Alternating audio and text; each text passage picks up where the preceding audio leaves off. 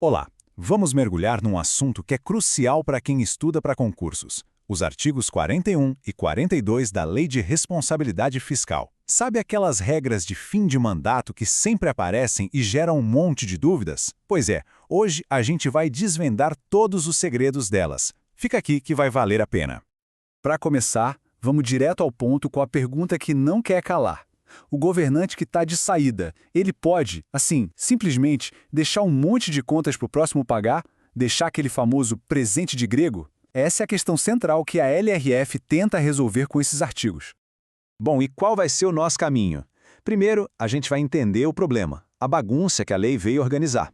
Depois, vamos focar no artigo 42, que é a regra de ouro. Vamos também entender os termos técnicos para não cair em pegadinha. Aí, a gente esclarece de vez a confusão com o artigo 41. E claro, no final, vamos ver por que isso é tão cobrado em prova.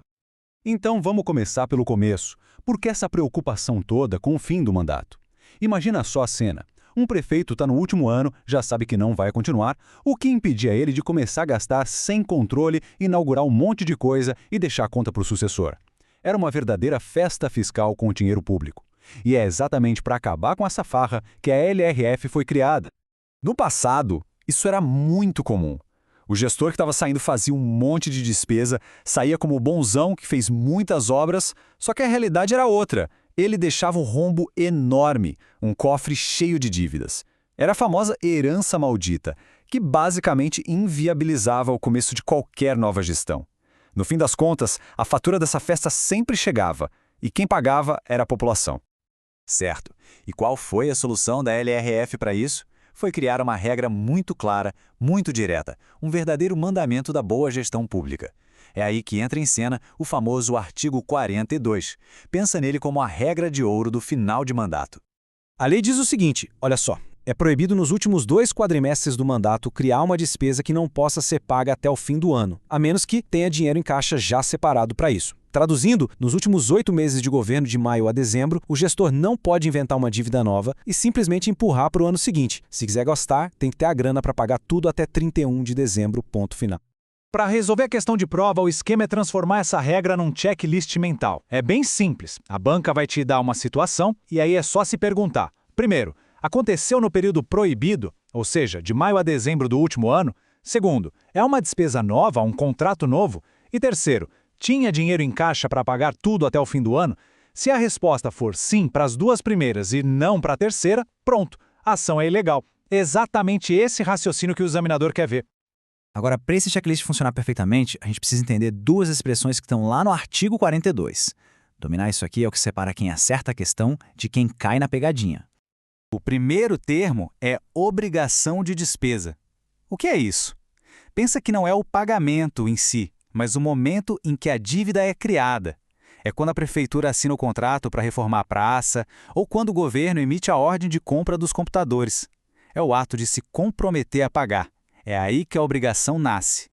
E o segundo termo-chave, disponibilidade de caixa.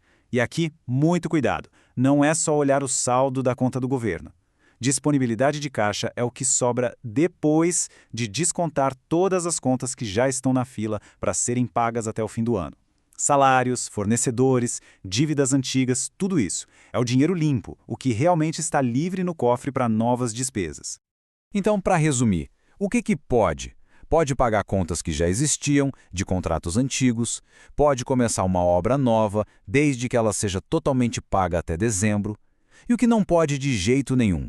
Começar uma obra gigante em novembro e deixar as parcelas para o próximo prefeito se virar, sem ter o dinheiro reservado para isso.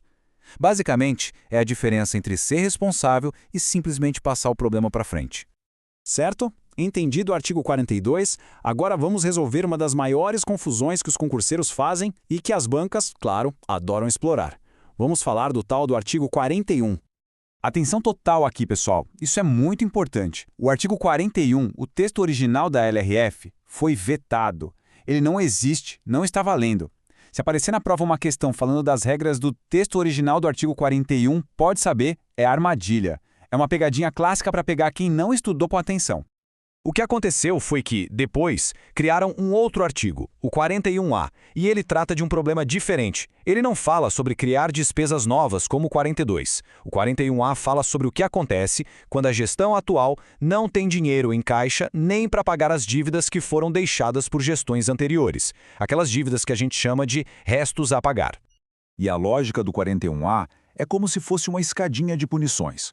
Se o gestor não tem grana para pagar as contas velhas que herdou, ele fica proibido de fazer certas coisas, como dar novos descontos em impostos. Se o problema continuar por 2 anos, as proibições aumentam. Não pode dar aumento para servidor, não pode criar cargo novo. A lei basicamente diz, olha, primeiro arruma a casa, paga o que você já deve. Depois você pensa em gastar mais. Ok, agora que a gente entendeu as regras, vamos para a parte prática. Por que esse assunto cai tanto em prova? O que é que o examinador quer saber?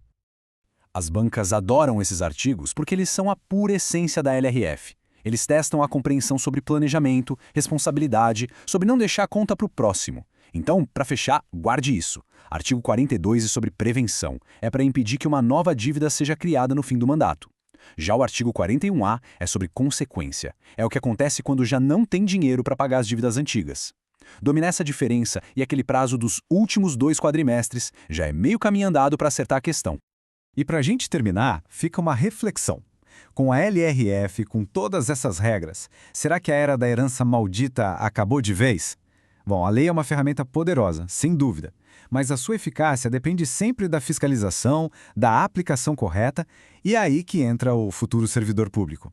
Conhecer essas regras não é só para passar numa prova, é para entender o mecanismo que protege o dinheiro público e, quem sabe, ser um agente que garanta que ele seja sempre usado com muita responsabilidade.